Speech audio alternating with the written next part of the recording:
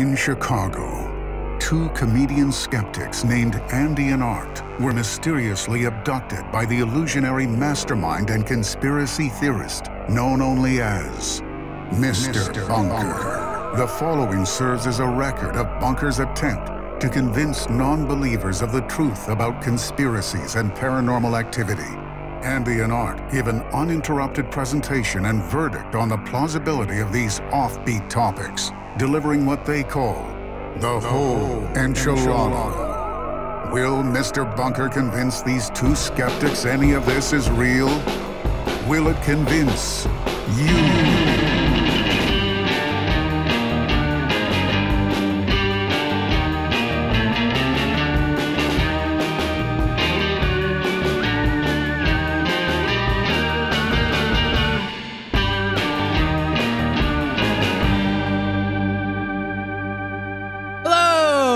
Welcome to Mr. Bunker's Conspiracy Time podcast, the podcast about two skeptics forced to podcast about conspiracy theories, paranormal activity, and all things bizarre. As always, I am your co-host, Arthur Stone, and with me as always is your co-host, Andy Hart. Good afternoon, good evening, and good night, wherever you may be located in the world. Thank you for being here with us today on Mr. Bunker's Conspiracy Time podcast, the #1 podcast for conspiracy times and bunkers and people named Bunker. Thanks for being here. We're happy you're with us. Wow. What a greeting to the listeners. What a rousing intro. They are definitely going to get a kick out of that. I hope you like that, everybody. Look forward to talking to you again soon. All right. Well, bye-bye. Just kidding. This Andy, goes on for a lot longer. Oh, you are in for a Buckle ride. your seatbelts, because this is going to get ugly. Keep your hands and arms and feet and legs inside. And knees and toes and elbows and forearms and shoulders and clavicles and ears. And that's all the bones in the body. Thank you. That we believe in. Coming up soon, anatomy, human anatomy, the real conspiracy. Andy, Hey, we're here in the bunker again. Here we are back in the bunker. Ooh. It seems to never end, really. It's all just kind of become part of our daily or weekly routine, right? It's hard to get upset anymore because I'm just kind of used to it. Yeah. I feel like this is going to happen, and I've made peace with it. What? I'm not going to, what? We haven't taken any action to help ourselves. And fine. I mean, there's probably some legitimate criticism that could be levied at us, and I accept that. We accept that criticism. I guess we're no stranger to criticism. Yeah.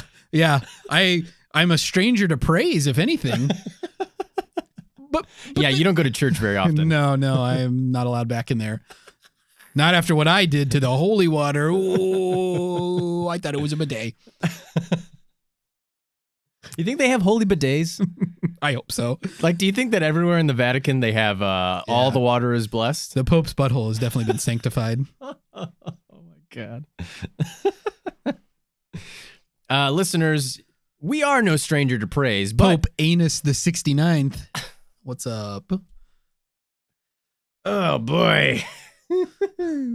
Pope Anus the 69th in his fucking Pope mobile that's actually a lowrider. I mean, if there was a Pope Anus, if there was a Pope anything the 69th, like, it's a noose.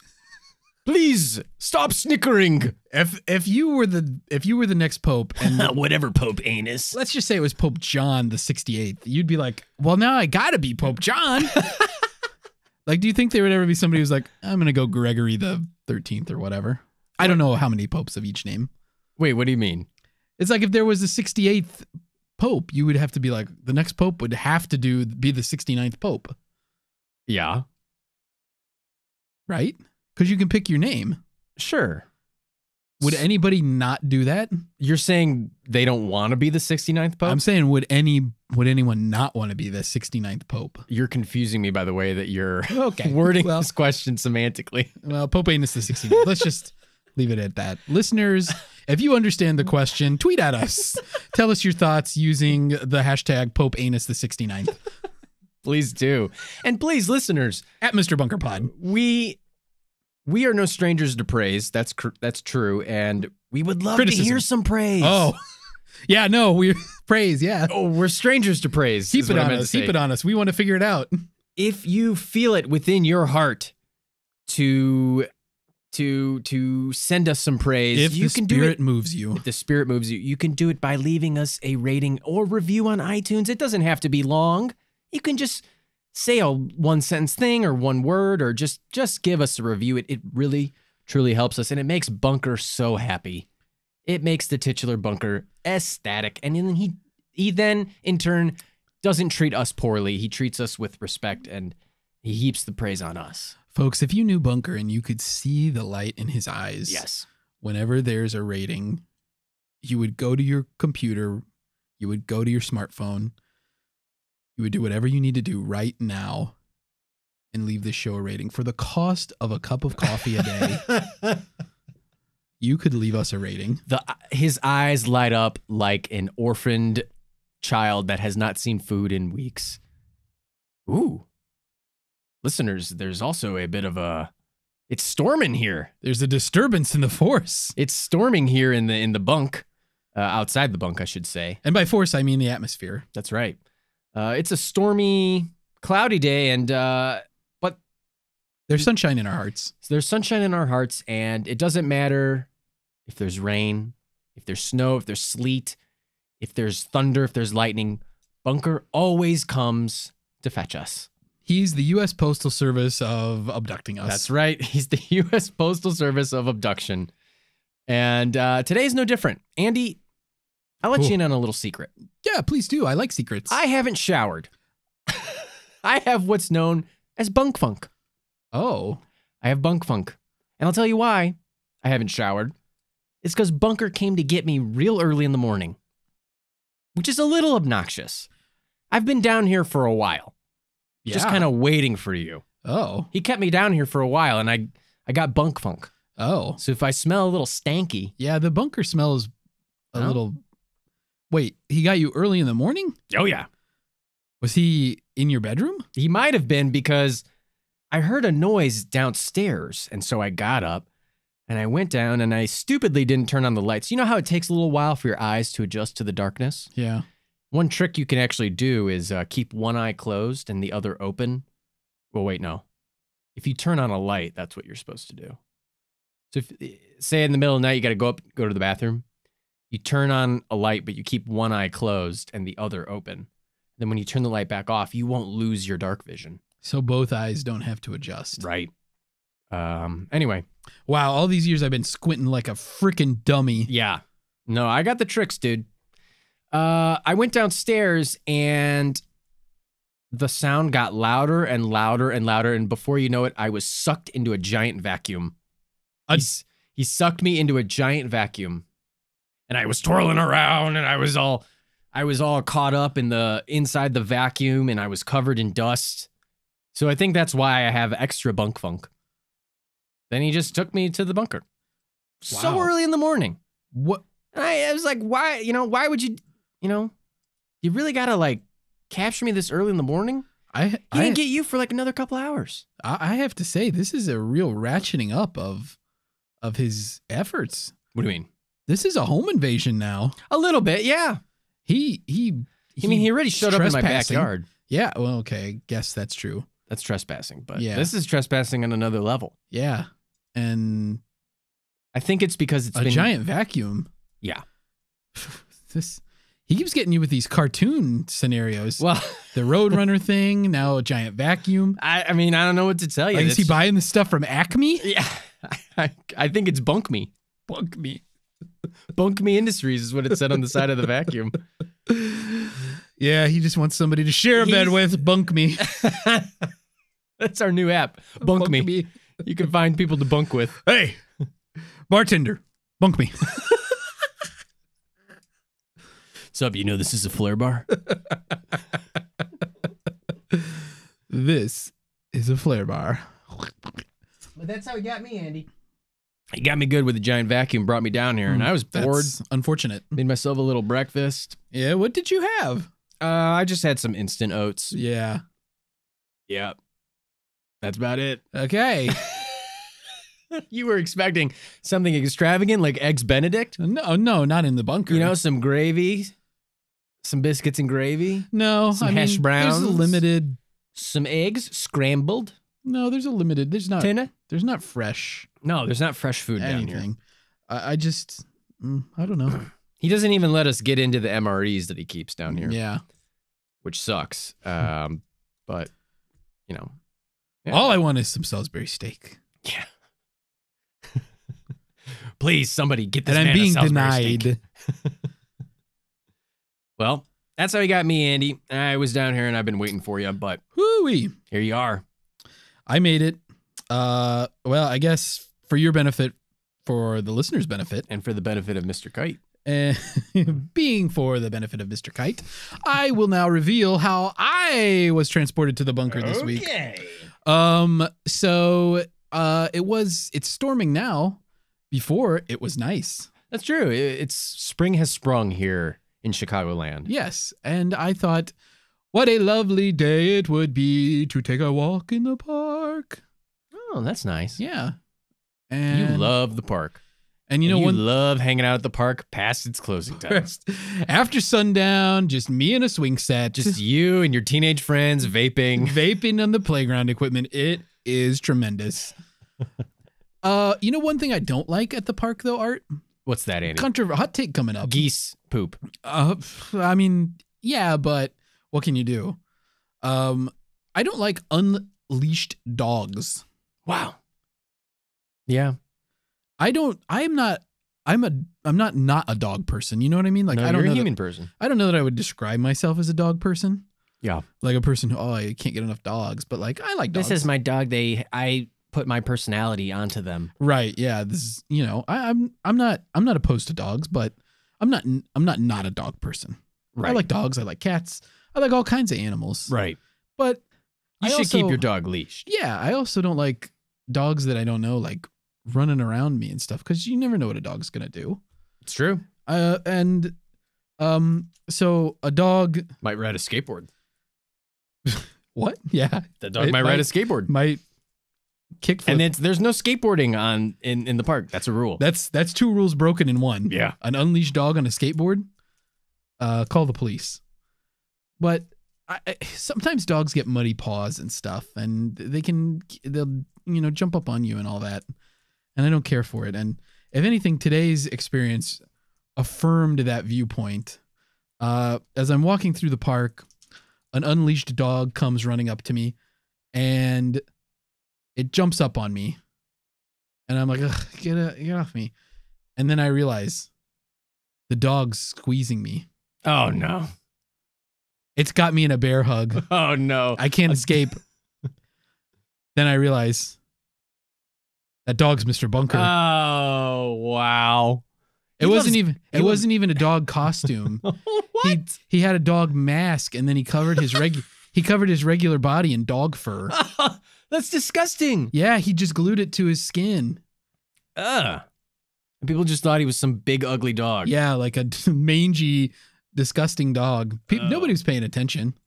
I mean, he was digging holes and stuff. He was really getting into it. Yeah, he was into character. He was sniffing butts. Yeah, he was sniffing crotches. Yeah, he was. A little aggressively, too. I mean, you gotta commend the guy. Stays in I don't know. I character. should commend him for that. I'm not going to commend him for that. So yeah, he stuffed a hairball in my mouth to keep me from screaming, and then tossed me in the back of his van. Because you're a screamer. I'm a screamer. Listeners, you don't know this, but Art knows this because he knows me. I am a screamer for a variety of reasons and a wide range of situations. Wow, man, he got you good. Sorry, dog hair. Wow. Well, listeners, he got us pretty good this week. And, we get duped every week. I don't know what to tell you. I'm sorry to disappoint you guys listening out there, but I know you should expect better from us. But at this point, I don't know if you should. I mean, kind of at this point, if you have other expectations, that's your fault. Yeah. Let's blame them. Listeners, this is your fault. You've brought this upon yourself. But maybe, Andy, maybe. Huh? In a parallel universe, there's a universe where we don't get captured. Maybe in a parallel universe, Andy, we're the ones doing the capturing. Do do do do do do do do. Sorry, that's copyrighted and I can't use it. Please don't sue us. In a parallel universe, you didn't say that. Parallel universe me respects the law. Andy, we're talking parallel universes this week because we're talking the Mandela Effect. That's right. Mr. Bunkers asked us to dive deep into the memory switching phenomenon known as the Mandela Effect. We've got a lot of really interesting psychology to talk about. We've got a lot of interesting parallel universe theory to talk about. We have a lot of really great examples that you've probably heard of, listeners. And maybe some you haven't heard of. That's true. So let's not waste any more time, Andy. Let's give these listeners the whole enchilada. Yummy. On the Mandela Effect.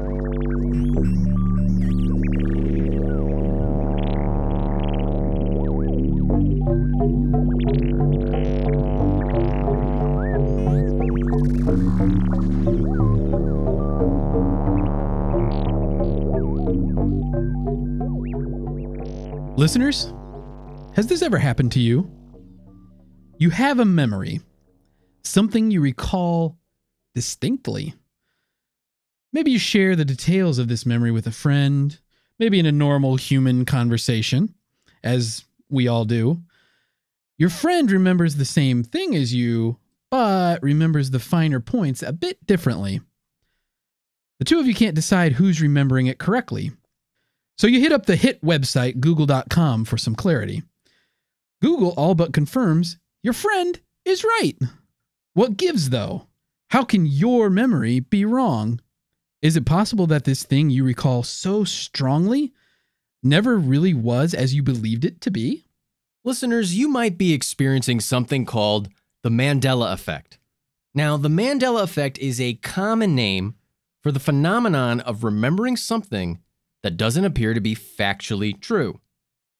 The Mandela Effect gets its name, which, here's a little side note, listeners, was allegedly coined by paranormal researcher and MandelaEffect.com administrator Fiona Broome. Fiona Broome, my apologies. The Mandela Effect gets its name from Nelson Mandela, the former South African president and apartheid fighter. Nelson Mandela was murdered by old age. That timeless killer, old age, murdering people.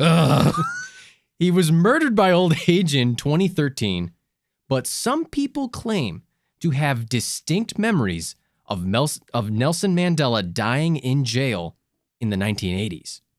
Some even say they have clear memories of his funeral being broadcast on TV at the time.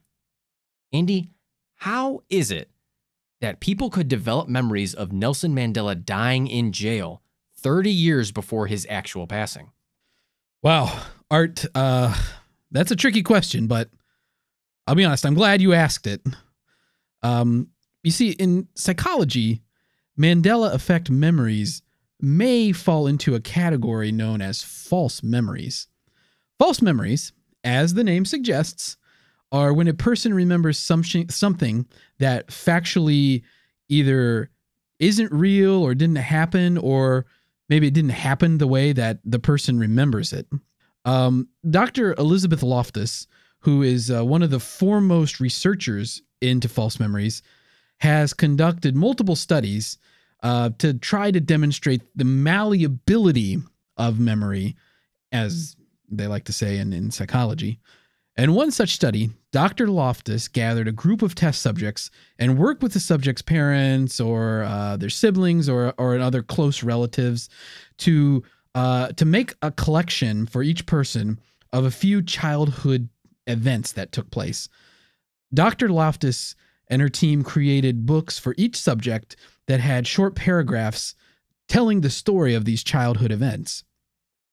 Dr. Loftus, though, added one story into each person's book about the subject being lost in a mall or a large department store or an almost closed down Sears, As which there are many. Right, yeah, a lot of those in people's memories. When the subjects were approximately 5 years old.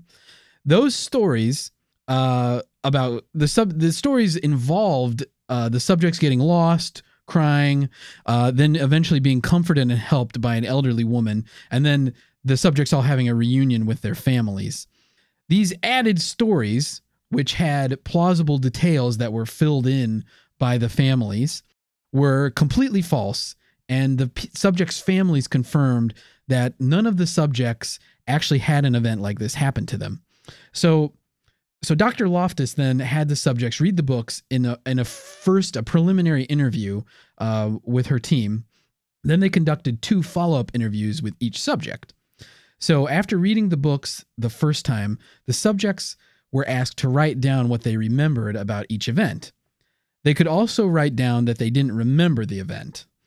In the second and third interviews, the subjects didn't reread the whole books, but they were given some details as retrieval cues to help them, get their memory about them.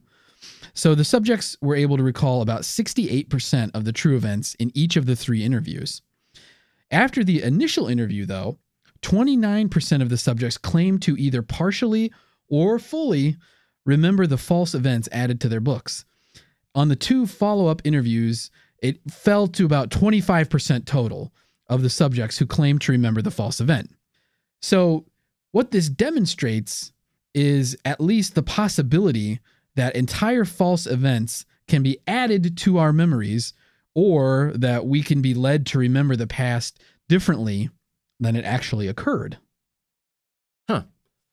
Well, that's a very interesting result, to be sure. And, in the case of relating it back to Nelson Mandela, listeners, our friend and yours, YouTuber Lemino, points out that while Mandela was in prison in the 80s, his health deteriorated. Mandela underwent surgery for an enlarged prostate and later contracted tuberculosis. Contemporary news reports openly questioned if Mandela would survive in prison. Now, back to the psychology, is it possible that people who remember Mandela dying are really remembering news reports about his possible death and confusing it for news of his actual death? Well, even if that were true, some people do remember watching TV coverage of Mandela's funeral.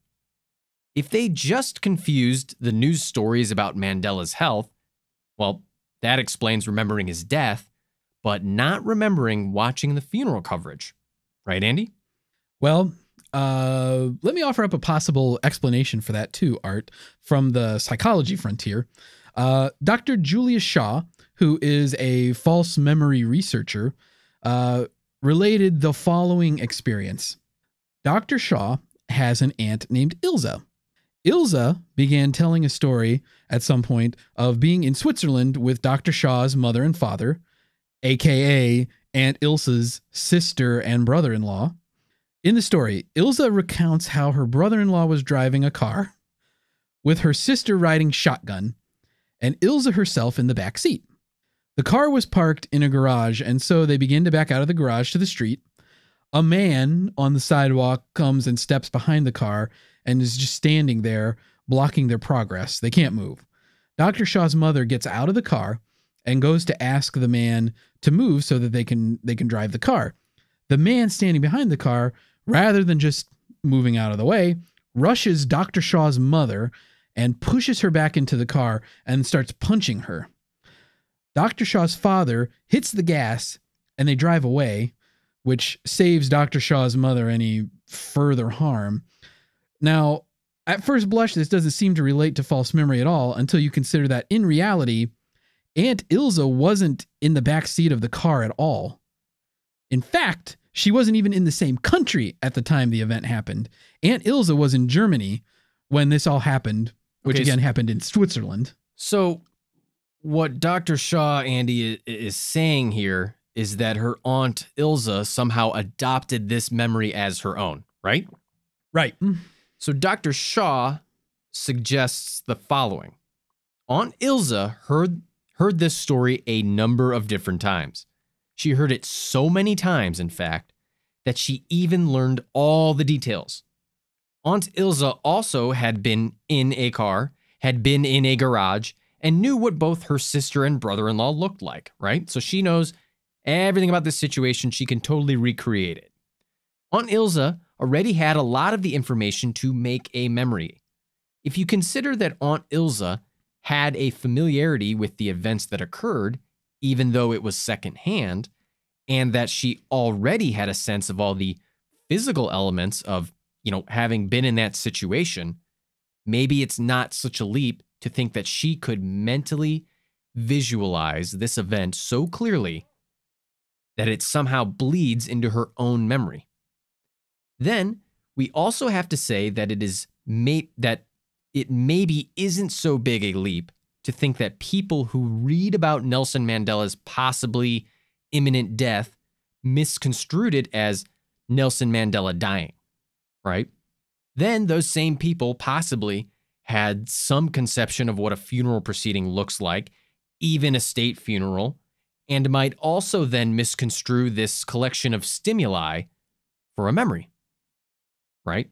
Believing it to be something that they actually, factually experienced.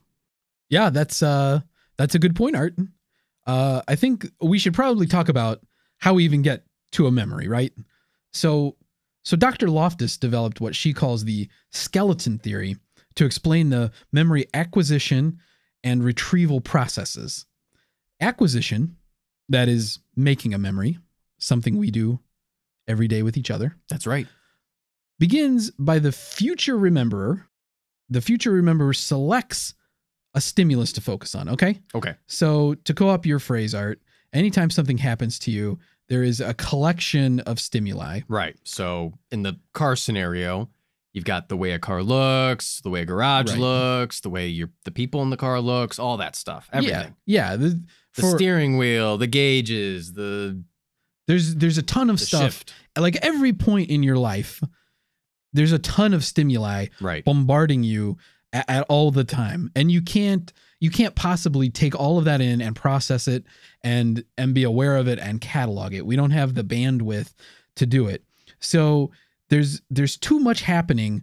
So to make things simple, we choose something that we can focus on. Like our brains do this. So you just naturally choose to tune out a lot of the stimuli that's all around you and focus on something that's more specific. So the next step, once you've got that focus point, the next step is making a bridge between gathering this initial information and being able to recall it later. Dr. Loftus describes this as translating the visual perception into statements and descriptions. So you basically turn the stimuli that you collected into your mind into some statements, some words that would help you trigger that later. The third step then, after you've done that, is the addition of any post hoc, which means after the event for the non-Latin speakers listening. Thank you. You're welcome. So the addition of any post hoc information, which can be collected either before or after the retrieval or recall of the memory, and can change how the recall occurs. So memory retrieval then, this is when you're gathering the memory, when you're trying to bring it back, starts with a regeneration of the imagery of the memory. So you bring back that stimuli you were focused on. Again, regeneration of the imagery can be impacted by any information gained since the event or since the last time you recalled it. So it could change even based on stuff. Your memory could change, even something you remembered correctly at one point. New information in your life could make you remember it falsely later on. Right. So once the imagery then is regenerated, and that's with all the extra information, a statement response kicks off the process of piecing together the stimuli with statements and descriptions to ultimately form a sense of what actually occurred. All right. So listeners, what we're basically saying here is that there's almost always too much stimuli for our brains to collect and remember everything that happens. We need to have an extremely sharp photographic memory, right? In order to remember every little detail of everything that ever happens. So we pick a few things to focus on. Then we convert that into some helpful format that aids in remembering later on.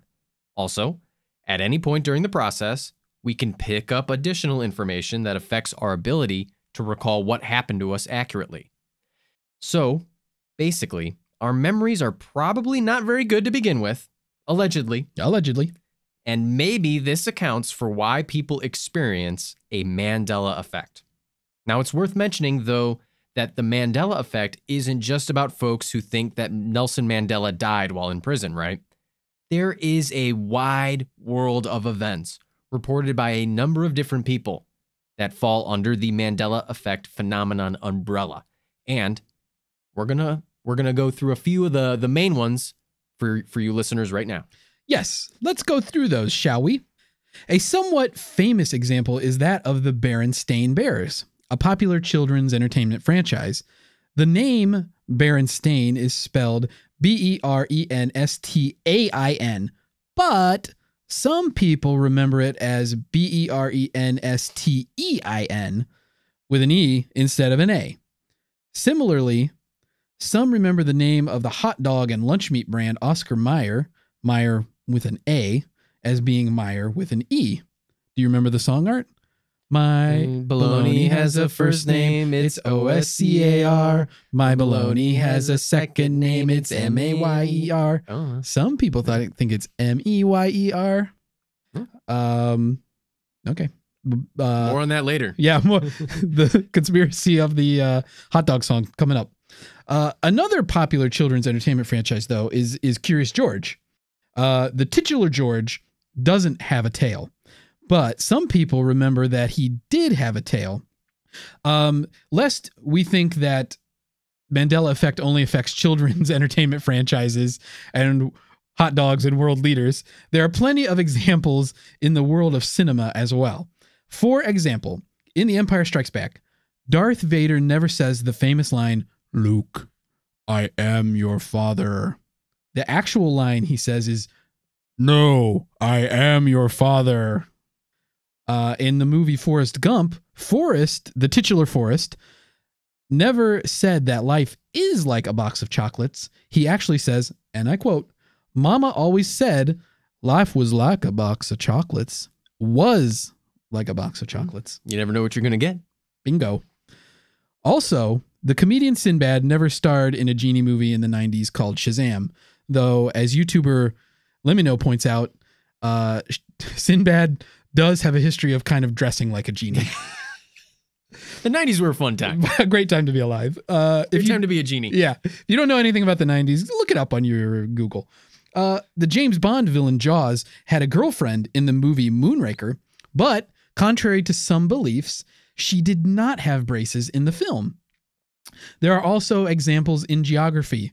Some people recall that the United States has 51 or 52 states. The positions of islands such as Sri Lanka or New Zealand are disputed. It seems some don't recall the Norwegian archipelago of Svalbard ever existing at all before. And these are just a few examples. Wow. So there's a wide selection of Mandela Effect type instances, right? So, and you know, it's not like these are just one person either, Andy. Maybe some other people, you know, they experience these sort of things. These aren't niche. There are numerous accounts and spread all over the world. Can quirks in our memory really explain how two people on opposite sides of the world misremember something in the exact same way? If their memories are being influenced by external events, isn't it logical to say that the external events wouldn't be exactly the same? Or at least that all of their other collected stimuli and recall mechanisms wouldn't lead them to the same exact conclusion. Now, if you're skeptical about the fallibility of human memory as an explanation of this phenomenon, let's throw out some other alternatives, listeners. Okay. Andy, I'll start. How about the multiverse? Now, folks, Andy and I are no physicists. No, God, no. Again, we had to have a 16-year-old explain the double slit experiment to us on our simulation theory episode. High schoolers will be calling you again for help on the multiverse. So we can only give you this extremely dumbed down version of this suggestion. So here goes. Some people believe that the Mandela Effect is a product of multiple universes existing parallel to our own. One hypothesis is that there are an infinite number of parallel universes, so every possibility is true in at least one universe. In fact, there's a universe where you're podcasting to us right now. And we love your show. And we love it. And we can't wait. We've already left it a rating. That's right. That's right. We might then slide between these different universes, which may cause mismatches in our memories when we return to our home universe, which, for you fans of the hit show Sliders, you're going to remember that. You remember that as the plot of that show. Yeah. Bring back Sliders. Let's get it back on TV. Okay. And to add on to that, Art, the multiverse hypotheses, while interesting, they lack any real scientific evidence. A multiverse is theoretically possible, but humans don't currently possess the technology to scientifically test such an idea. So at best, it's just scientific speculation at this point. But wait, there's more. Hypotheses, that is. As a shout out to our episode on simulated life, some people think that the Mandela Effect could be because we're in a simulation. These aberrations in our memory could potentially be glitches in the system that simulates our world. There's also the time travel hypothesis, where a person from the future comes back to the past and changes something slightly. Or, for Mandela Effect events based in media, the hypothesis that source materials are being altered after the fact for some purpose, which causes the mismatch in memories. Still, some others believe that there may be a concerted effort on the part of governments and other groups to mislead the public. In this hypothesis, the media is complicit in that they spread false information with an intent to deceive. Now, given what we already know about human memory, is it really such a stretch to think that perhaps Mandela Effect memories were planted into the minds of the people now recalling by the government with help from the media? You know, listeners, at the end of the day, regardless of the reason for this phenomenon, we're left with the fact that our memories are pretty fallible and malleable. That said, how can you ever trust what you're remembering? Dr. Loftus puts it this way: you need evidence to corroborate what you remember. We don't have the ability to determine if any one memory we have is false or true in the absence of independent evidence to establish the veracity of the memory. What happens, though, if the evidence to support your memory has been altered, or if existence around you has been altered? Do we ever really know what we actually remember? Do we ever really know who we are? Maybe British politician Sir Gilbert Parker said it best, assuming that he did actually say it. Memory is man's greatest friend and worst enemy.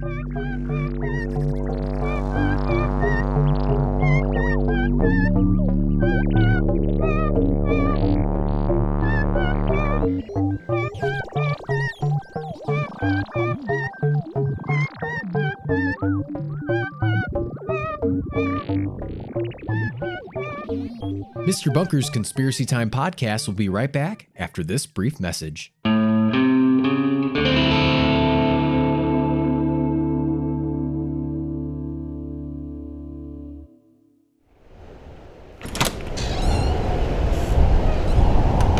Ooh, it sure is chilly outside, Art. Andy, where's your jacket? Art, did you hear me? The wind chill is 30 below. Andy, I think you have hypothermia. You know, Art, with the horrific chilly weather outside, the only thing that'll warm me up is listening to Andy and Art Debunked, available only on patreon.com/MrBunkerPod. Are you seriously shilling our Patreon right now? Oh, Art. Laughing at the antics of Andy and Art is all the warmth I need. And for just $5 a month, I get access to all the episodes of the show, behind-the-scenes updates, sneak peeks at episodes, and I can chat with Andy and Art on the Bunker Discord. Andy, we need to get you to a hospital. We need to get me to patreon.com/MrBunkerPod.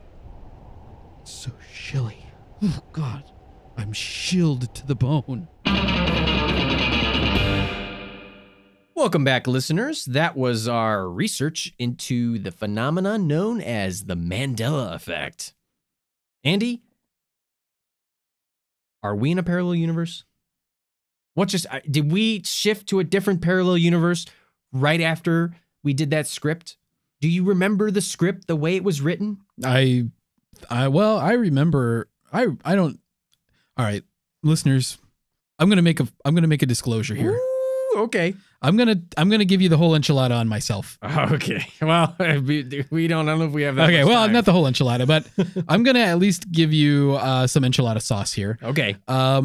I have what's known popularly as a bad memory, and this was an interesting ask from old Mr. B, the titular bunker, for us this week, from my perspective, because I don't remember stuff very well anyway. Yeah, that's true. And so I grappled a lot researching this, about Mandela Effect, because there's so many people who seem so sure of something that happened that doesn't seem to reflect anything that's actually real now.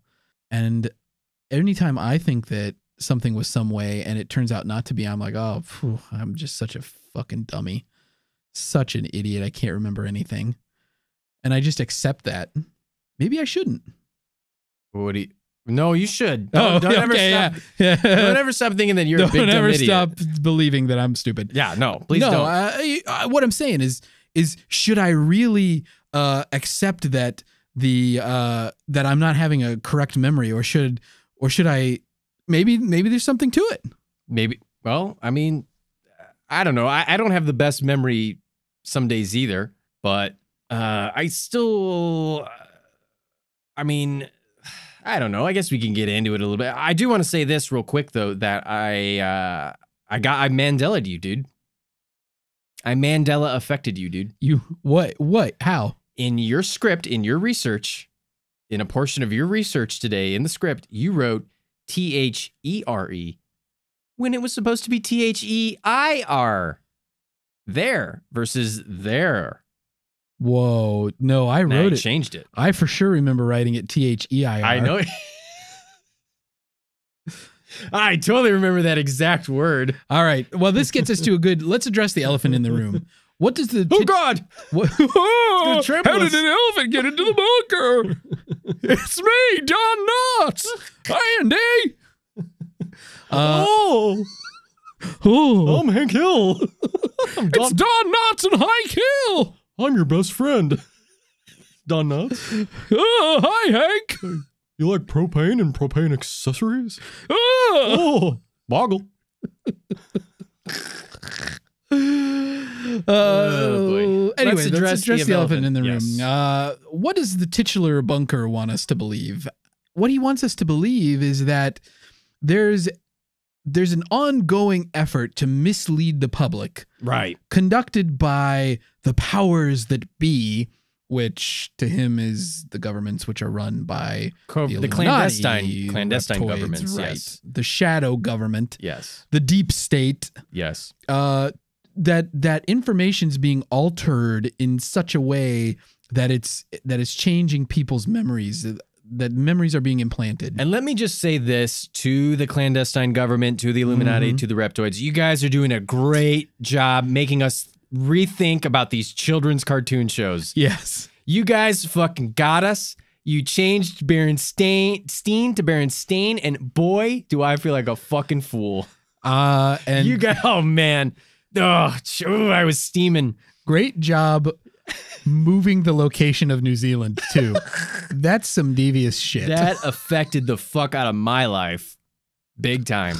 But in my own, like just jumping into this art, like, are we in a parallel universe? Man, it feels like it some days. I'll say this: even if we are, there's no way for us to know. That's true. We don't have the ability. I read a little bit into science. Again, like you said, we're not physicists. I can't give a real... We're physical. Physical. Olivia Newton-John. I can't give you a real wizened opinion on this, but what I can say is that the scientific community seems to be pretty divided on the prospects of the multiverse. Mm-hmm. A lot of scientists have spent some time thinking through this as a hypothesis. They've spent time constructing hypothetical structures of a multiverse. But at the end of the day, there are a lot of scientists who say we don't really have any evidence for it. It's theoretically possible, but just because it's possible doesn't mean that it is. And so some scientists say that it's kind of, I don't know, a waste of time almost for science to be speculating on a multiverse because we have no way to test it. So we'll never be able to determine if it's accurate or not. It's almost like outside the realm of science and into the realm of faith, because you say it's theoretically possible. And so then you either believe it or you don't. Yeah. Well, that's the whole thing about theoretical physics, is that it's just kind of all like, it gets really weird really fast, right? Yeah.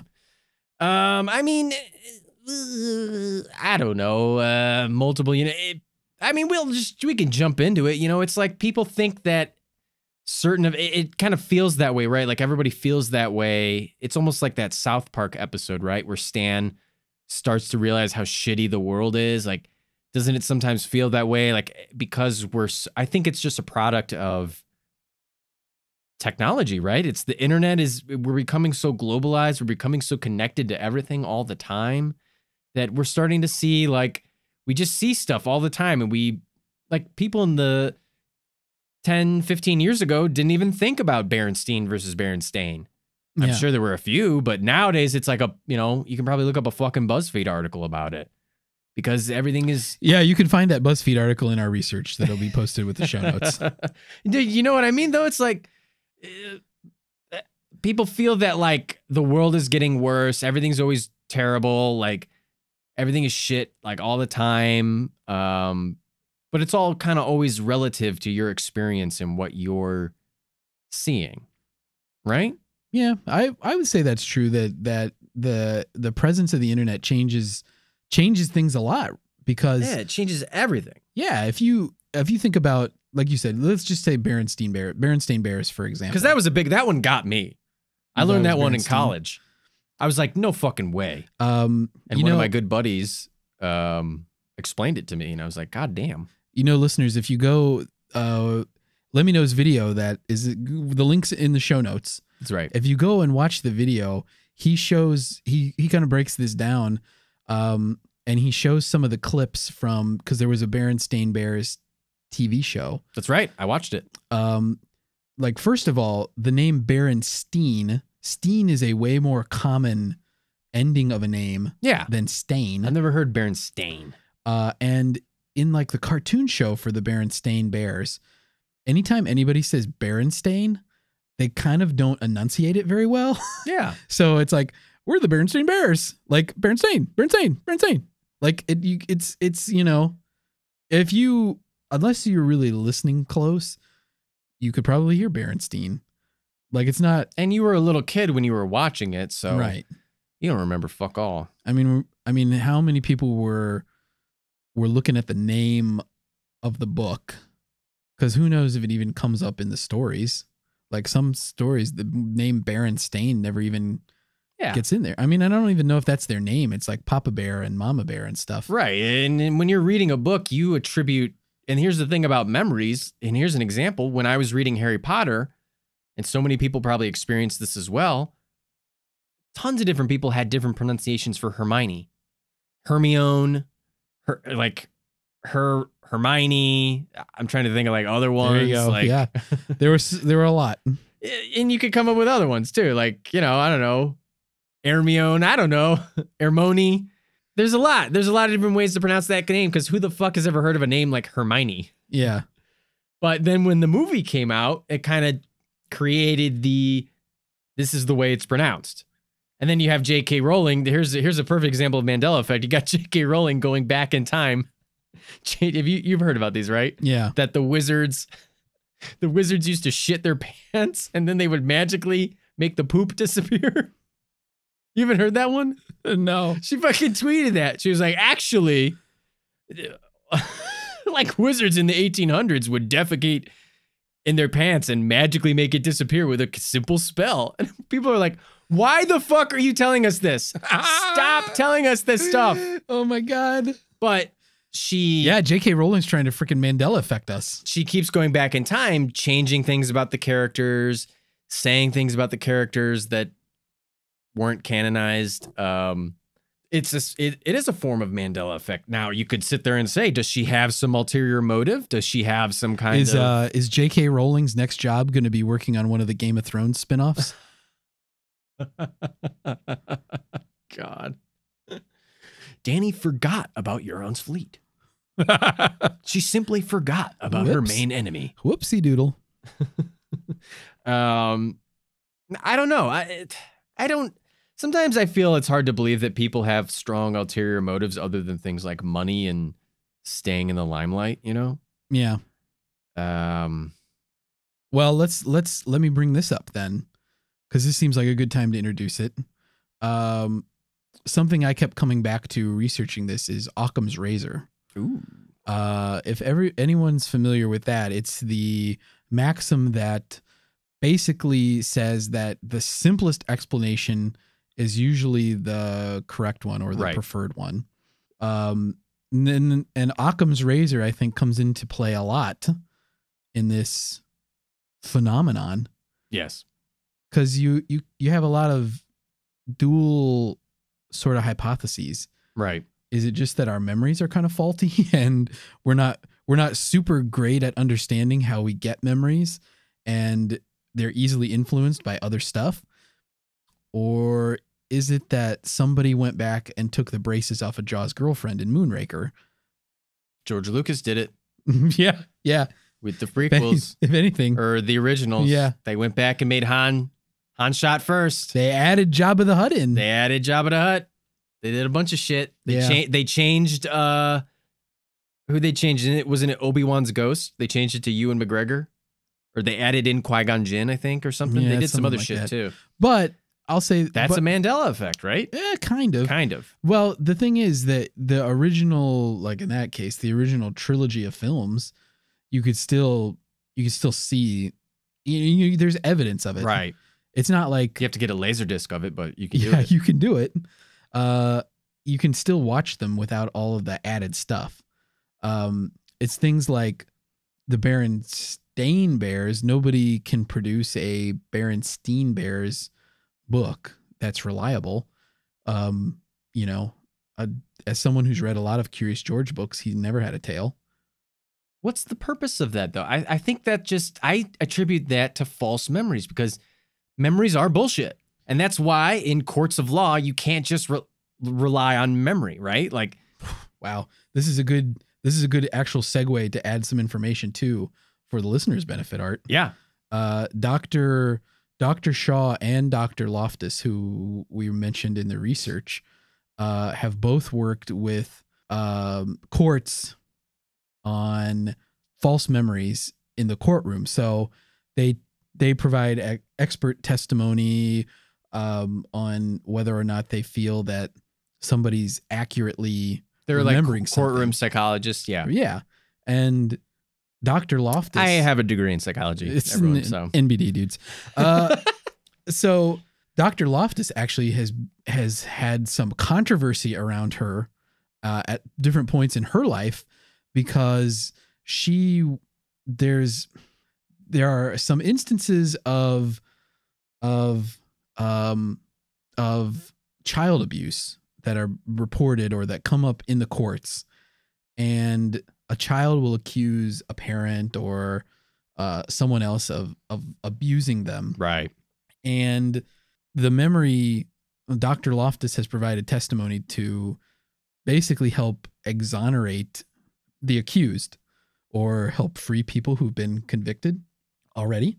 And she kind of freely admits that her doing that maybe actually helped somebody who actually abused a child go free. That's true.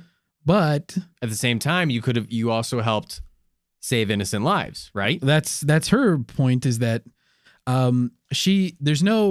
There's a debate in the psychological community about repressed memories too. That's right. There's some at least psychologists don't feel there's no scientific evidence to really support that we can make a memory and hide it away for a long time, and that it can only be accessed then through psychoanalysis. Mm-hmm. So, Freud was the originator basically of the idea of repressed memories. And he used a lot of techniques like hypnosis to help people to access that subconscious. To memories that they've forgotten that they had.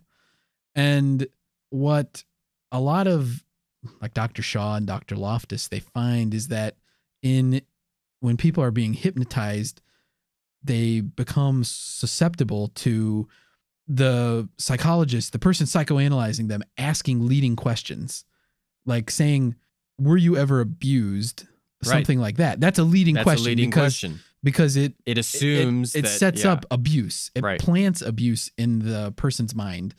And so there's a story. There's a more detail about it in the show notes. But this woman, Nadine Kuhl, who started seeing a psychologist, and the psychologist, using hypnosis, convinced her that she had been abused and that she had like 146 different personalities, I think. Oh, wow.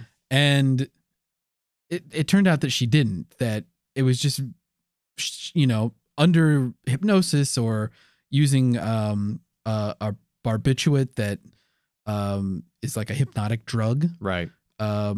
Some people just get really susceptible to suggestions. And in her case, she sued her psychologist and won, or they settled. I don't remember. But at any rate, the person, at least at the time, was still practicing. Wow. But they were, I mean, it was a big thing. So, our memories, sometimes, because they're so susceptible to this suggestibility and they're so malleable, sometimes you need that check. But at the same time, maybe, we can't, there's no way to know. Without the physical evidence, sometimes there's no way to know. And this has happened a lot, it's come up a lot in the news recently, somewhat recently, actually, at the time of this recording. Memories are tough. And when you have like flashbulb memories, like you'll have these intense memories of tragic moments, and it's been a long time. Yeah, they can be influenced, they can be changed. Other things that happen to you can, especially when you're dealing with abuse. I mean, we're talking here about the fucking BerenstEIN Bears. Yeah. And the Oscar Meyer wiener. Like, that's not a big deal. That's not changing the world. But when you're abused, it totally, and in a way, kind of teleports you to a different universe. Yeah. If you want to get real high concept with it. Yeah. It changes your life completely for the worse, in a totally radical way. Yeah. It really does. It changes everything. And you are now a survivor. Yeah. You're now a survivor of abuse, and it changes you. Well, and another psychologist talking about the possibility of repression, I read, said that an easy way to understand it is to think of, we've all experienced an embarrassing moment. Oh, every day of my life. Say like when you were in high school or middle school. Oh, God, don't fucking start it. Yeah, exactly. And that's the thing. We've all had those moments where we had these really embarrassing situations. We don't want to think about them all the time. No, and for some reason, I keep doing it when I try to fall asleep at night. For some reason, I just keep shouting it out loud from the rooftop. So we try to forget it. It's still there. We just don't think about it. But then it can be those recall mechanisms. If we get a cue to recall that, we can bring it back still. It happens. But we just don't think about it. And you never know what that thing could be. It could be the weirdest little thing. Yeah. Maybe we should share some with the listeners. Embarrassing moment? Yeah.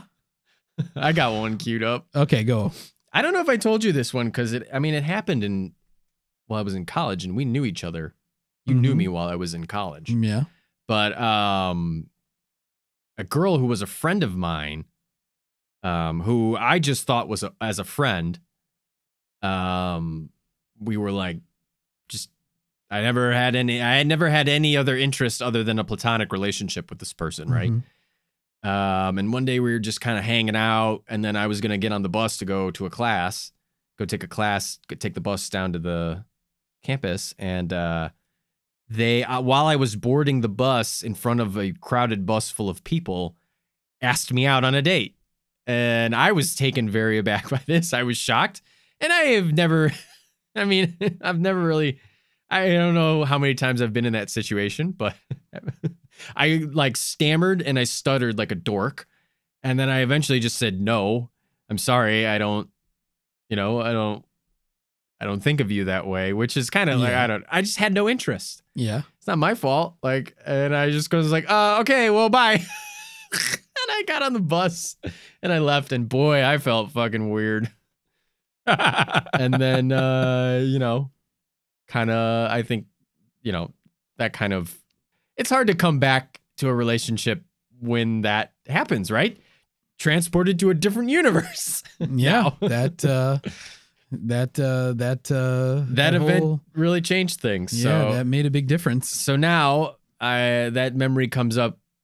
I mean, I'm getting older now, so I don't really care as much, but yeah, it's still cringy. And pretty much anything involving high school makes me cringe. Like, just any thought involving high school is just like, those are all just memories I want to lock away in a vault and just never, ever access in a million fucking years. Just keep them all. Just so cringy, everything. Some people say like, oh, if I could go back to high school, I'd do it in a heartbeat. I'm like, I wouldn't go for $1 billion. No. If you peaked in high school, I honestly feel bad. You know what my peak was? When I was like freshman or sophomore in college. Oh, those were the good old days. I think I'm hitting my stride right now. Right now? This is it? This is peak me, baby. You're getting peak art. Wow, for you Sid Meier's Civilizations fans, art has entered a golden age. I've got all the golden age, Artie. I got all the culture I need. Whoa. Good job, Art. And I'm taking over other people's cities through my own aura of culture. No, don't steal my thing. I don't know. I feel like I've always been an old man trapped in a young person's body. So now that I'm getting older, I'm finally like, finally.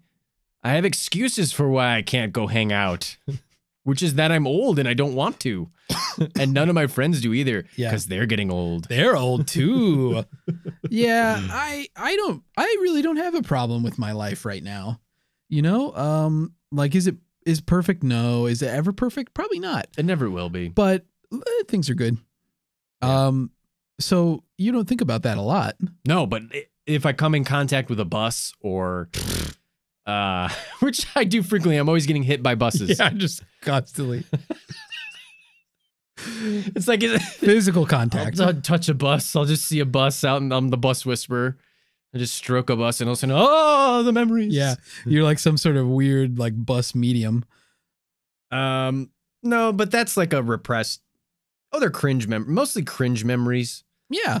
Come back, things like that. But also as I get older, my memory gets so fucking worse and I am able to not recall details of things that happen. Like anytime I'm with my college friends and we always end up, whenever we're hanging out, we always end up just retelling old college stories that we just constantly retell over and over and over again. And I find myself being able to not remember certain details. I remember the main beats. Yeah. You know? You get the general idea. So in a court of law, I would be fucking useless. Yeah. One interesting thing that they bring up, like, is that, you know, if you get people a lineup of suspects that committed a crime against them, they'll pick somebody and they'll only be kind of sure about it, but then they'll get in court and say, yes, this is absolutely right. So, or if you show them pictures beforehand of certain things, like, or you start like leading them about like their attributes and certain things, they go, oh yeah. He did have green eyes. That's right. He did have green eyes, or he did have, he was wearing a polo. It's like what he was a round man wearing a polo with the dead eyes of a serial killer. and long brown hair. Yeah. What was his name? Did it start with an A? It did start with an A. It was Andy. That was it. It was. Folks, I've been convicted of a lot of crimes that I did not commit. Check out the GoFundMe for my Innocence Project.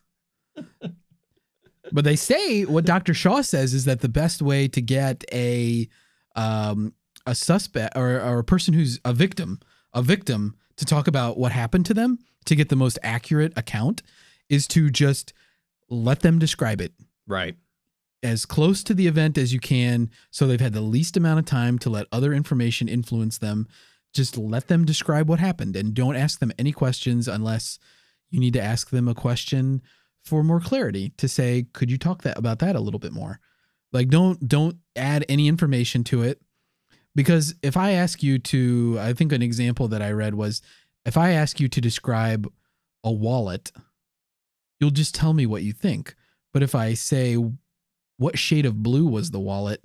Well, even if it's not blue, your brain will probably already make the leap that it was blue. If Right. you don't distinctly remember otherwise, if you didn't focus on that stimuli initially, you'll just assume it was blue. And then your brain just sort of backfills the details, and you essentially just make up what shade it was, even it was never blue to begin with.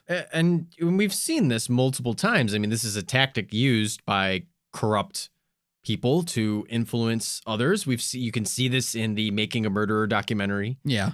How they kind of led and implanted things on Brendan Dassey over and over and over again, until he eventually was just like, yeah, okay, I guess I did it. Like, sure. Yeah, you can squeeze a confession out of somebody. Right.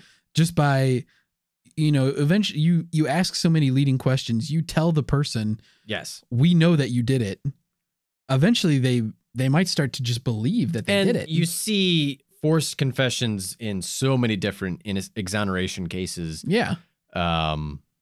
So, I mean, that's the thing, is memories are they're shitty. Memories suck. Human beings, while we are the coolest fucking dudes on the planet, Freaking cool as hell, our memories fucking blow. I mean, it just gets back to this thing we've talked about before. Yeah. Our senses don't equip us to record all the stimuli or even process it in the moment. All the stimuli that are just bombarding us. So we have to dumb it down. And the dumbing it down sometimes means that we miss details that later on might be wildly important that at the time we didn't know. Right. So we didn't focus on it. Like, I've been, this is something you know about me because you know me, but listeners don't know this about me, is I've been attacked on the train before. That's true. It was I got attacked, and it was a big thing, and I got punched in the face.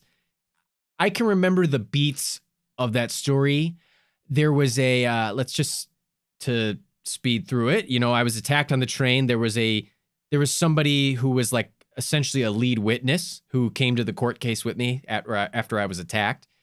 I can't remember what that person looks like. Yeah. He was the lead witness in my court case. I spent hours with this guy. I got lunch with him during the court recess. I can't remember what he looks like. Yeah. If you told me he wore glasses, I would say, you know what? Actually, yeah, I think he did wear glasses. I have no clue what his face looked like. I can barely see the face of the dude who attacked me. Yeah. I have this was only, oh geez, at this point, it's probably like, 8 years ago? Fuck. 10? I was 19. So yeah, a little under 10 years ago. Yeah. Jeez. Getting old. But if you it was 9 years ago. It's a flashbulb memory. I can only remember pieces of it, like what it looked like to get punched in the, I can't see things in that,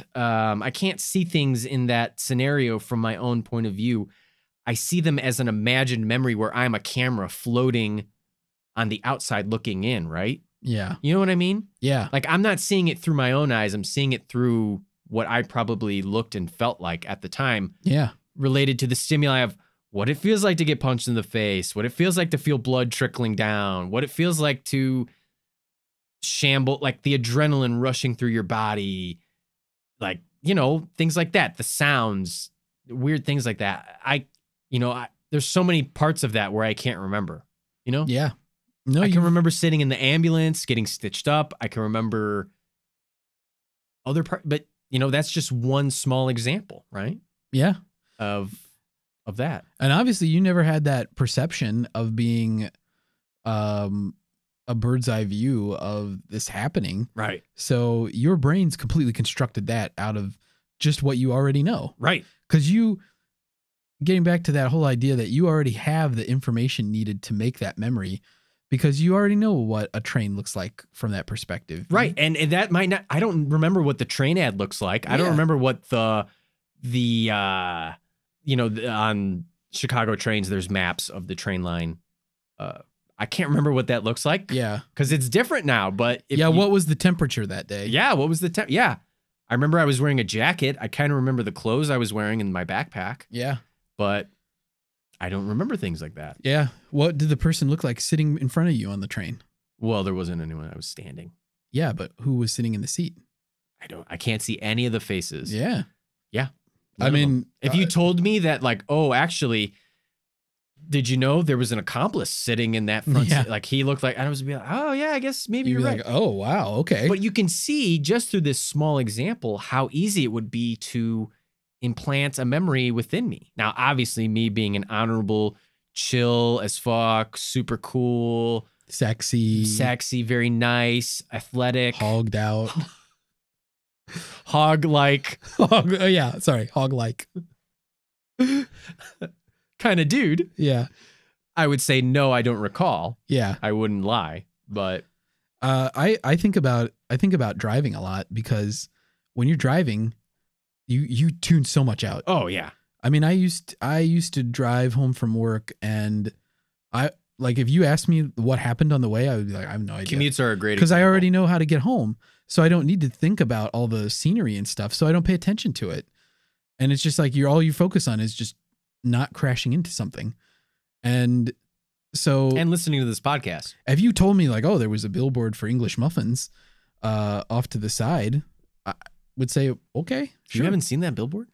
Mm-mm. It is a fucking great billboard. But they took a real weird turn. St. Thomas English muffins. Yeah, St. Thomas. Boy, they went the Carl's Jr. route. Now they have like half-naked women eating these Paris English Hilton muffins. eating an English muffin. Uh-huh. Yeah. Kate Upton in a bikini eating an English muffin. Hey, whatever happened to Kate Upton anyway? She's just kind of there. Okay. She had like these 15 minutes of fame, and then that fucking creepy photographer dude was taking videos of her, who shoots videos of everybody.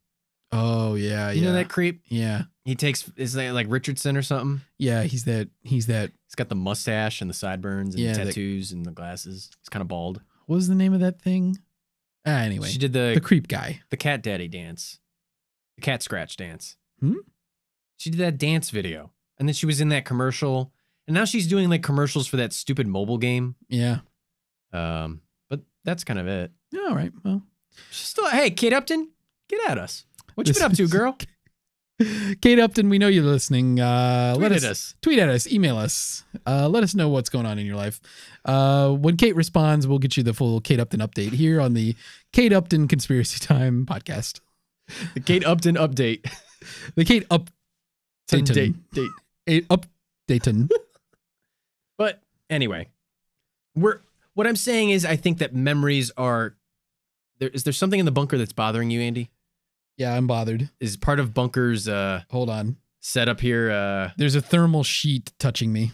Oh, one of his thermal sheets? Yeah. Is it good? One of his space blankets. You want me to get a clamp and pare it back? No, it's okay. I fixed it. All right.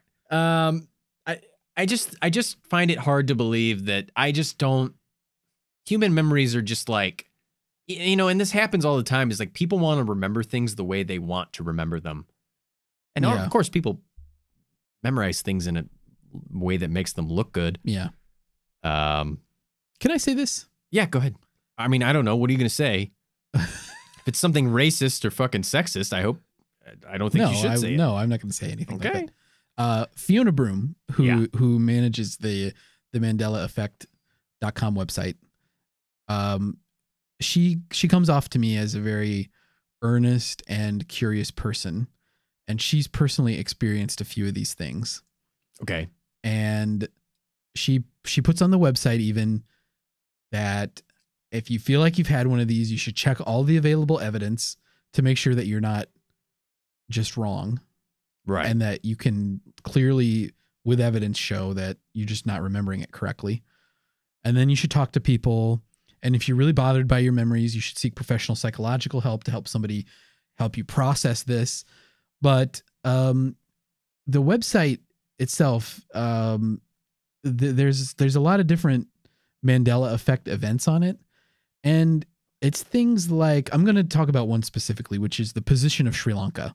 Okay. So it's to the, as you look at the map, it's to the southeast of the Indian subcontinent. It's an island. It's an island off the southeastern coast of India. Right.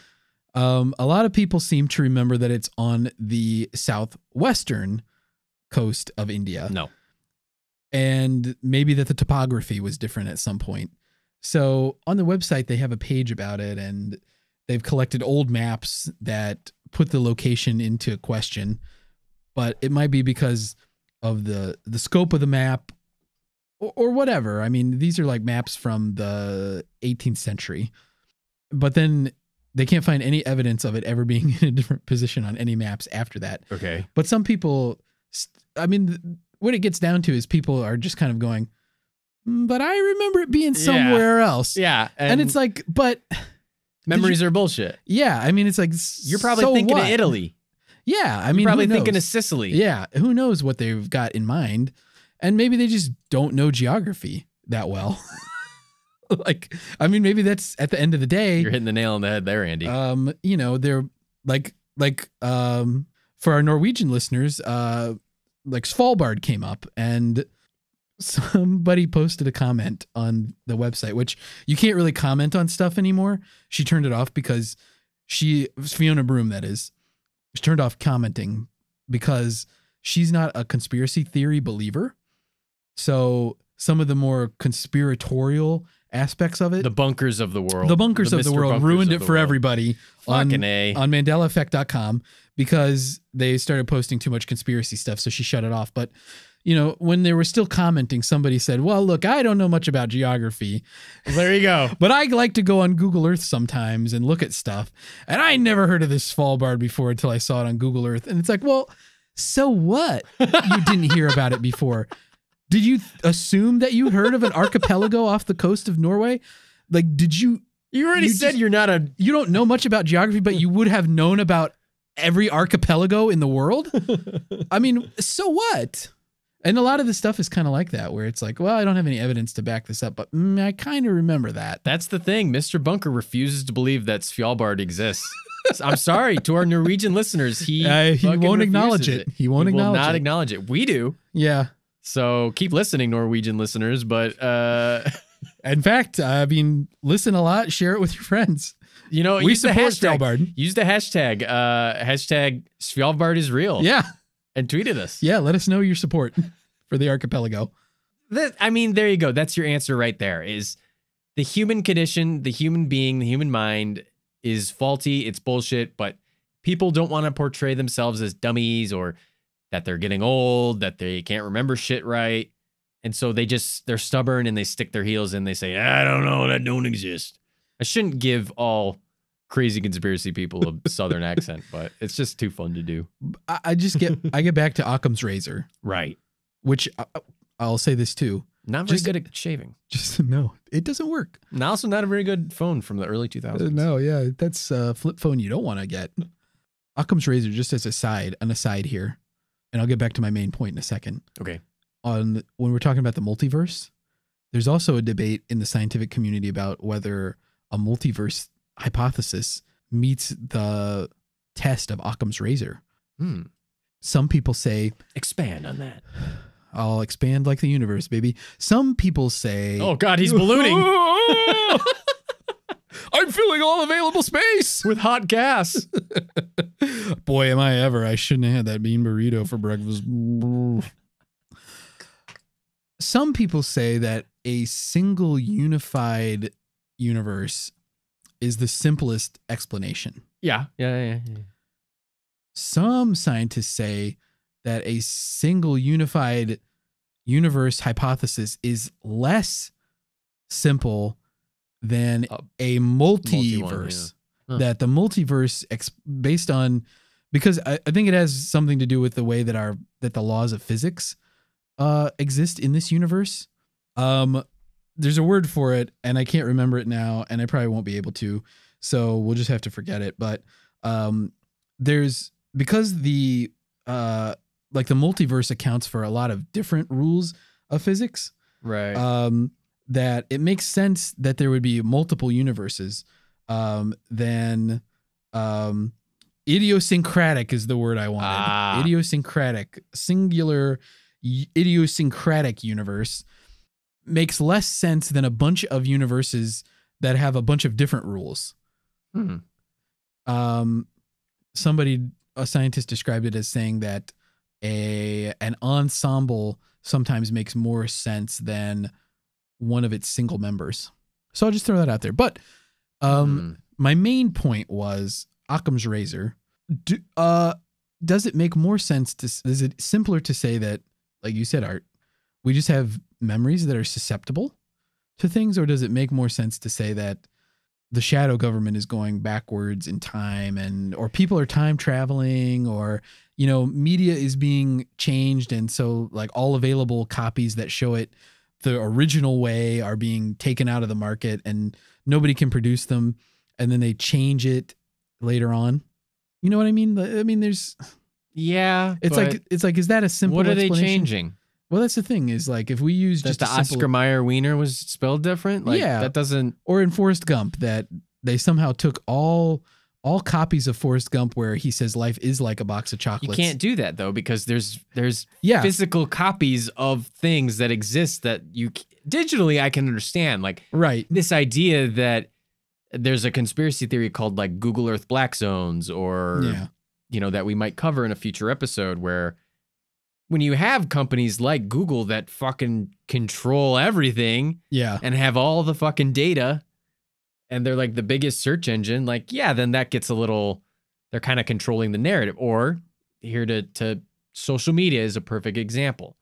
Facebook and its algorithm, or how, and Twitter and their algorithms, how they shape the public discourse by what they show and don't show. Yeah. What they ban and don't ban. Yeah.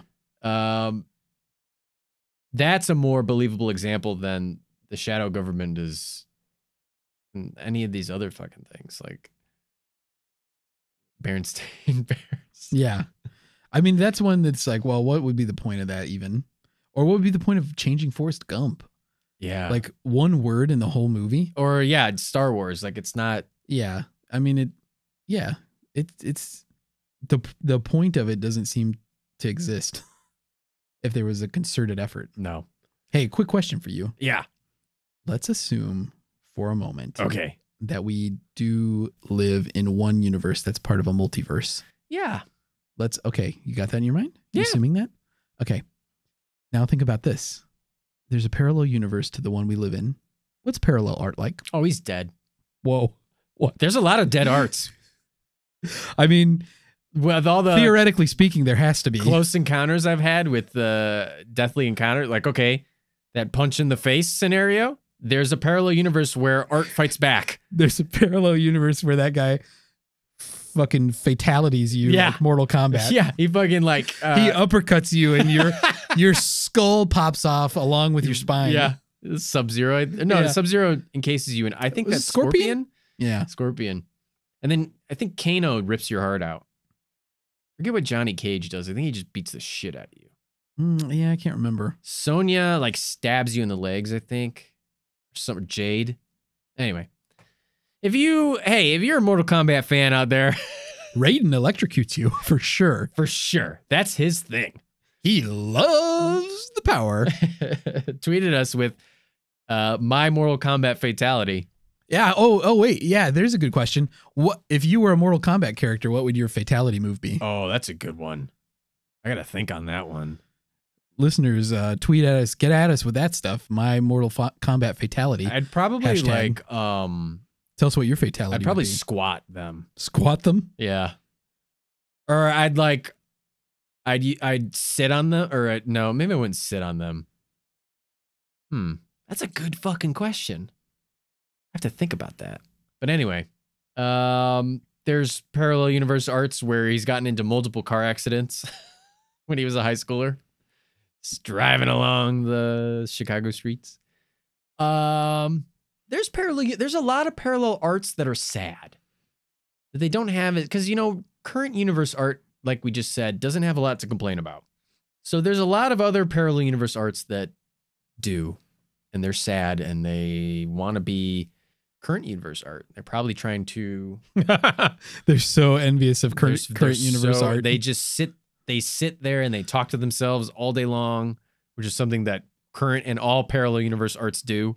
So if there's like a dimension where all the arts meet and get together, that's the one thing that is constant between all of them, is that they talk to themselves. That's the unchanging laws of physics. Yes. Art always talks to himself.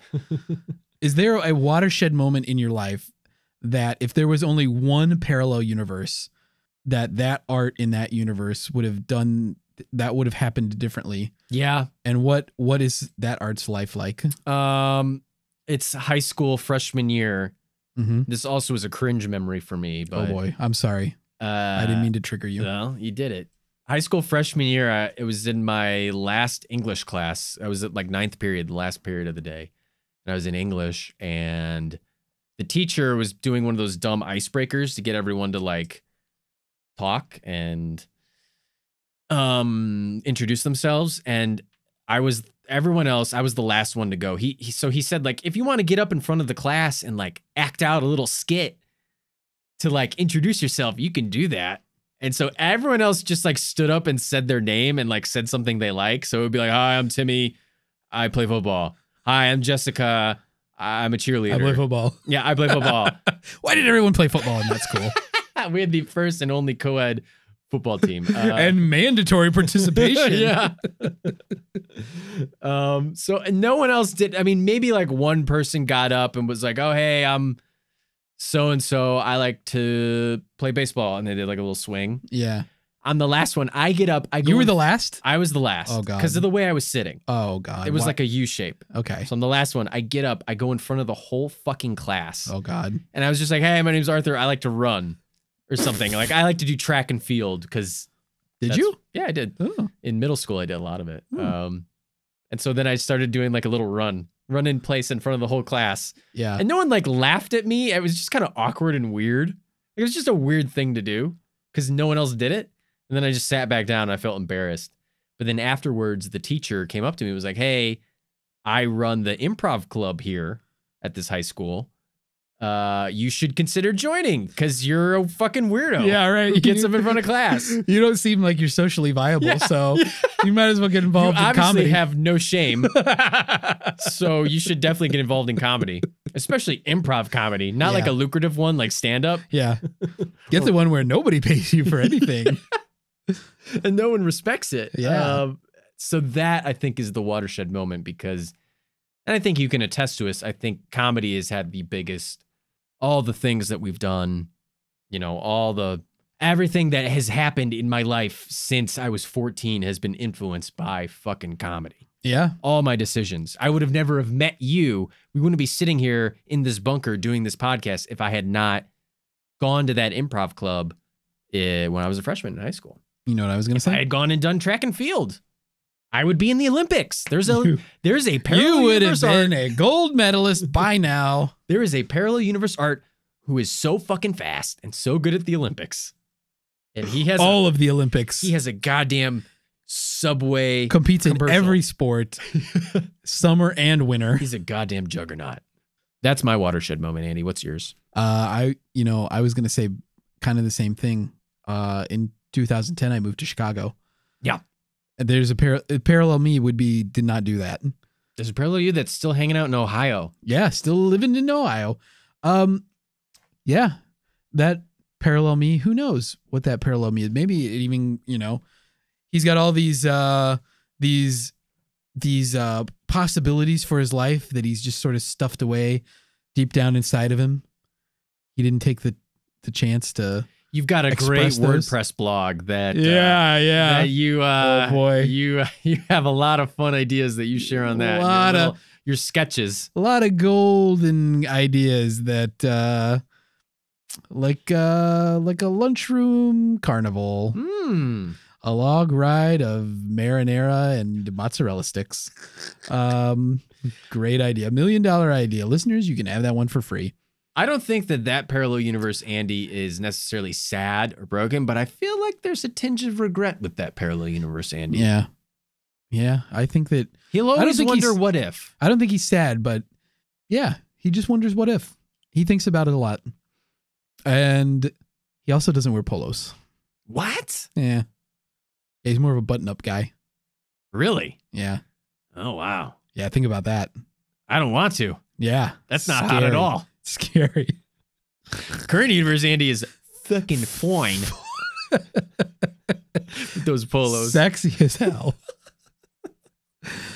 Listeners, tell us about your watershed moment and what your parallel universe you is like. Tweet at us at Mr. Bunker Pod. Listeners, you got a lot of homework this week. We asked you to tweet a lot of stuff at us, so get out there and do it. You for your parallel universe, use the hashtag #MyParallelSelfAndMe. Wow. Art's furiously scribbling some notes right now. Wow. Oh, he's probably writing down the hashtag. No. What are you talking about? Yeah. So what else do you want to discuss here? Are you ready to render a verdict? Yeah, I mean, I kind of want to touch back on the parallel universe thing. I know we just did, but it's so, I mean, part of me wants to believe that there is one. The Occam's razor thing is really interesting. What is the simplest answer? Is it that there are multiple universes and that's how we make up for all the inconsistencies? Or is it that there's only one? Hey, like we talked about simulation theory, you raised this point. The speed of light. It's the fastest anything in this universe can go. Why? Why that exact speed? We don't know. Why can't anything exceed it? Is it simpler to say that there's just one universe, or is it simpler to say that this is just a strange rule in this universe and there's lots of other universes where that's not true, where the top speed of things is more in places where it's less, like extending to a point where it's infinitely, the speed is infinite and the possible, like in those universes and there's some place where the top speed is nothing moves. Infinitely small. Do we think about like countries that deny genocide as a Mandela effect, or is that more just like an obvious suppression of facts? Yeah, I don't think that like the Armenian genocide. Yeah, because that's more of Turkey just saying this never happened. Right. I mean, I don't think that you would say that a Holocaust denier is having a Mandela effect. It's more of a, there's more to it than that. It's almost more like terrorism than it is just a faulty memory, right? Right. Because well, I'm trying to pick at this idea that the shadow government and all this stuff is changing things. What would they be changing? What about history are they changing? That's the kind of stuff they would try to change. That also assumes that they, I guess, have the ability to go back in time, or they just can change Not things? necessarily. Part of the hypothesis in some sense is that there could be time travelers changing things in the past. And for some reason we retain those memories. That the change in the past doesn't impact our memories, but it used to be BerenstEIN and they went back in the past and changed it to BerenstEIN. And so now everything is BerenstEIN because they changed it in the past. So there's no possible way to get a record of it because they went back in the past and changed it, but it didn't affect some people's memories. I think though with the advent of the internet, it's getting harder and harder. I think to me personally, I would say from my uneducated mind, it's getting harder to erase things because the internet creates a digital copy of fucking everything. And you see this with tabloids. Yeah. It's like, if you fucking tweet it, I don't give a shit if the shadow government tries to erase it. Somebody has a copy of it. Yeah. I've you see this a lot with NBA players. They tweet stupid shit back when before they were pros.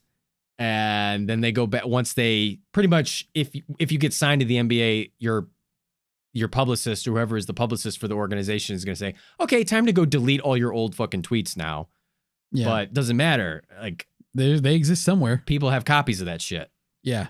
So do I think that maybe they've tried to go back? And then the thing about deleting things that aren't digital copies is there's still a physical copy somewhere. So you can't erase stuff like that. So if you had some kind of documentary that was created back in the day and I still have the VHS for it, I still have this copy that's not compromised. Yeah. In some way, right? Yeah. Yeah. I don't think that the Mandela effect will go away. No. I think that there's still going to be instances, but I think that there'll be a lot less speculation about some of these things because people will say, well, if you remember it that way, we can get proof of it existing at the time when you remember it, where it's not like you remember it. Right. Because of the internet. So it would probably just help in providing the internet evidence. Can also doctor things. Yeah.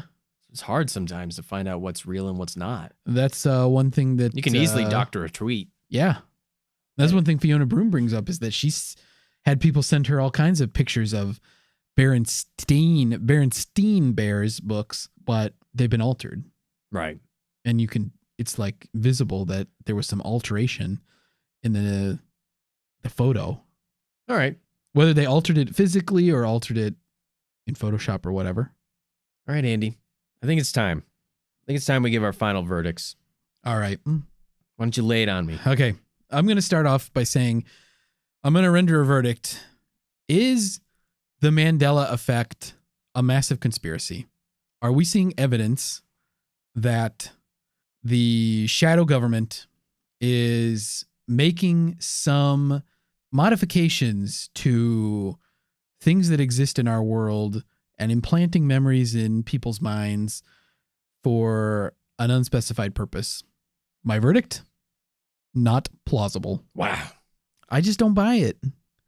It seems like a lot of the things are fairly innocuous. One thing we didn't touch on is that some people think that red and blue in logos have changed, like in the Pepsi logo, for example. Yeah. That the red and the blue parts were different before, and they keep changing back and forth, and that maybe this is some kind of signal that the Illuminati send each other every time the Pepsi logo changes. That's some cue for something. It's like, well, I don't know what it is. You know, it's a speculation. Boy, the Illuminati have to learn about this fantastic thing called cell phones and texting, because trying to can afford to change Pepsi's logo every whip stitch when they need something and build a whole airport in Denver, they should just like get a secured phone line. I'm imagining this one Illuminati member who build their own wireless company that nobody can get into, who like sends out messages for the stupidest shit. And the other Illuminati members are like, what is it? What is it? He's like, I forgot the passcode for the toaster. Wanted to let you guys know, egg salad next month at the luncheon. It's like, we had to change the Pepsi logo again. Like, you know how much this costs? We had to make a new Coke. Fucking, there's only so many different ways we can say BerenstEIN. Damn it, Jeremy. Jeremy's like, jeez, sorry, guys. Oh, jeez. Oh, boy, I pulled another boner, I guess, fellas. Ay. Look, I like this job a lot. I don't want to lose it. I love being the Illuminati intern. Just let me stay on for another couple weeks. I swear I'm going to change it around. I'm going to get it right. Egg salad, though. Ooh, yummy, yummy. But, watch out for the farts afterwards. I get such a stinky fart. That's sulfur in the eggs. Oh, boy. Why, there's sulfur in the eggs? Oh, that's just how they smell when they go through your body. That rotten egg, that sulfur smell. Ooh. Stinky. So I just don't buy it. I think that I think the Mandela effect is a product of our easily influenced, highly suspect memories. And the Mandela Effect website kind of got me to that point because people offer up very little evidence. other than just, I really remember it being some other way than it is. And it's like, that's just hearsay. I mean, I think that the most interesting possibility is that if there's a multiverse and there's some sort of bleed through, or we're like swapping dimensions or something, that there could be some weird thing like that, but there's just no evidence for it. I mean, it's all just speculation.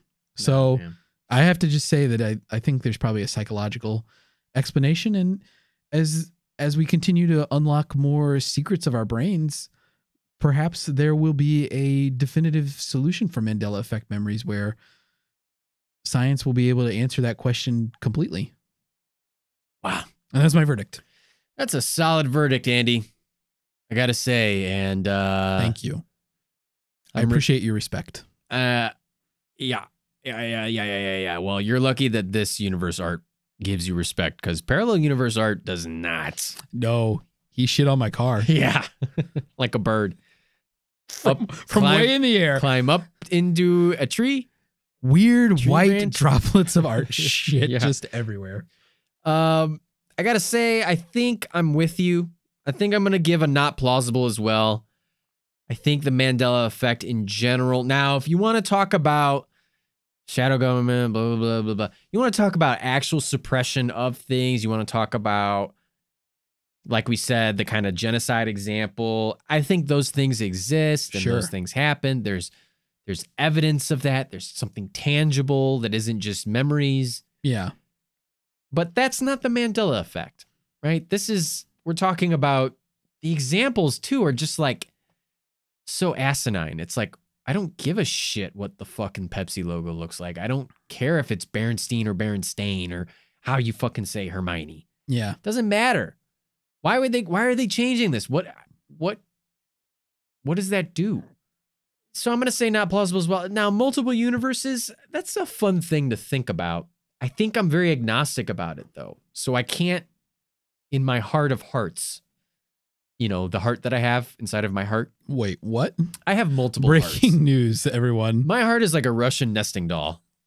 Just tiny little hearts. Just little hearts everywhere. Until you get to the core heart, which is shaped like those Valentine's Day chalk candies. The heart of darkness. Says, I love you. Wait, what?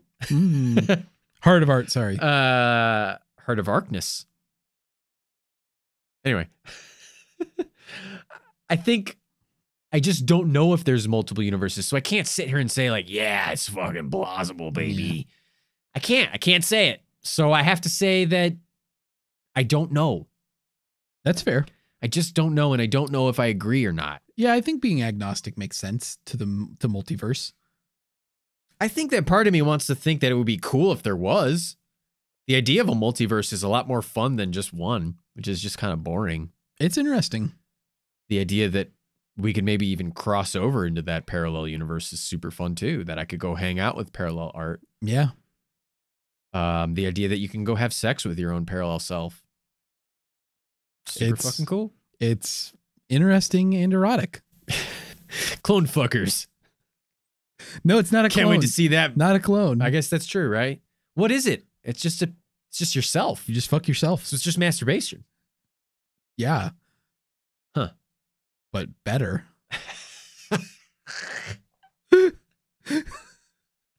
Oh, boy. You know that somebody's immediate, like that's their first thing is like, I'm gonna fuck myself.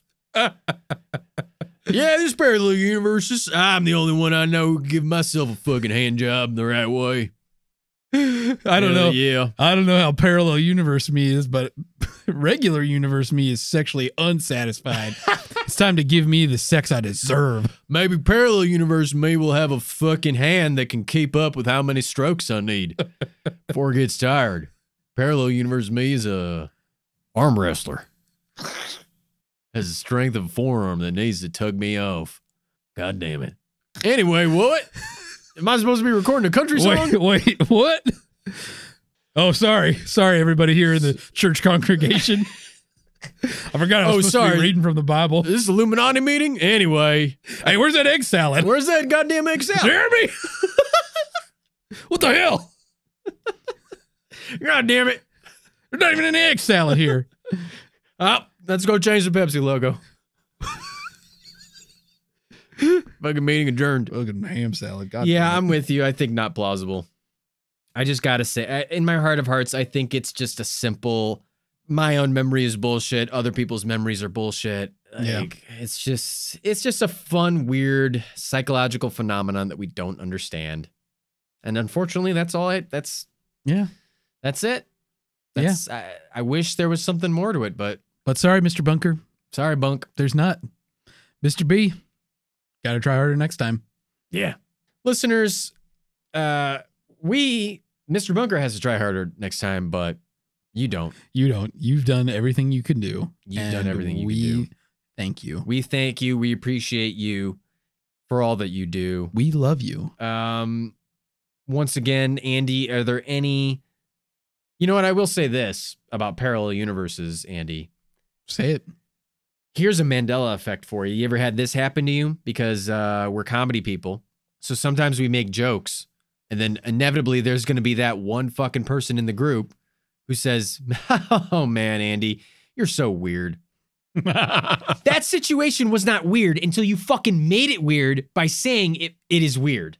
Wow. There's Mandela effect for you. Wow. We just entered a parallel universe where this is now a weird situation. Wow. We changed the outcome by measuring it. Do you agree or disagree? I'm going to rate that not plausible. What? That we didn't enter an alternate universe. It's still the same universe. It was not weird until that one fucker in the crowd says, oh man, you weirdo. You're weird. Yeah, somebody made it weird by You made it weird. It's weird. Unless everybody else already felt that and that person was just verbalizing what everyone already felt. No. It's let people be weird. Listeners, that's what I want to say. Don't be that guy. Say yes. You heard it here first, listeners. Be weird. Well, folks, for the titular Mr. Bunker and my studious co-host, oh my, Andy Hart. What a compliment. I'm Arthur Stone saying that was the whole enchilada. Yummy.